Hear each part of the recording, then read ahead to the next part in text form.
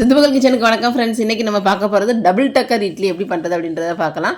அதுக்கு நான் வந்து ஒரு பேனில் தனியாக எண்ணெய் ஊற்றி அதில் வந்து தேவையான அளவு கடுகு, பெரிய வெங்காயத்தை ஒரு வெங்காயத்தை முழுசாக கட் பண்ணி அது கூட கருவேப்பிலை எல்லாத்தையும் போட்டு நல்லா வந்து வதக்கிட்டு அது கூடவே வந்து கொஞ்சமாக வந்து பச்சை மிளகா அதையும் வதக்கிட்டு அது கூடவே என்ன பண்ணியிருக்கேன்னா ஒரு உருளைக்கிழங்கு வந்து ஒரு 4 உருளைக்கிழங்கு நல்லா வேக வச்சு பொடியாக கட் பண்ணி வச்சுருக்கேன். அதை வந்து அதுக்குள்ளே போட்டுக்கலாம். அது கூடவே வந்து மஞ்சத்தூள், மிளகுத்தூள், பெருஞ்சீரகத்தூள் எல்லாத்தையும் போட்டு நல்லா வதக்கலாம். கொஞ்சம் வந்து பொரியல் பொடியும் போட்டுக்கிடுவோம்.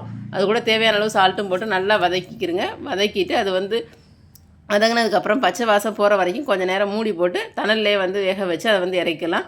இன்னொரு பக்கம் என்ன பண்ணலான்னா நமக்கு வந்து தேவையான அளவுக்கு இன்னொரு மேலே வந்து நம்ம வைக்கிறதுக்கான தேவையான லேயருக்கு வந்து தேவைப்படும். அதுக்கு வந்து தேங்காய் துருவல், கடலைப்பருப்பு, உளுந்து ரெண்டையும் வந்து வறுத்து எடுத்துக்கிறணும். அது கூடவே வந்து பச்சை மிளகா, கொத்தமல்லி, தயிர், உப்பு எல்லாத்தையும் வந்து எடுத்து வச்சு அது எல்லாத்தையுமே என்ன பண்ணலான்னா மிக்ஸி ஜாரில் வந்து போட்டு நம்ம நல்லா வந்து அரைச்சிக்கிறலாம்.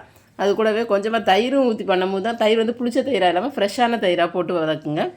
போட்டு எல்லாத்தையும் மிக்சியில் அரைச்சி எடுத்து அதையும் ஒரு பக்கம் வந்து நம்ம வச்சுக்கலாம். ஸோ எப்பயும் மாதிரி இப்போ நம்ம வந்து இட்லி ஊற்றுற மாதிரி தான் ஊற்றி எடுக்க போகிறோம்.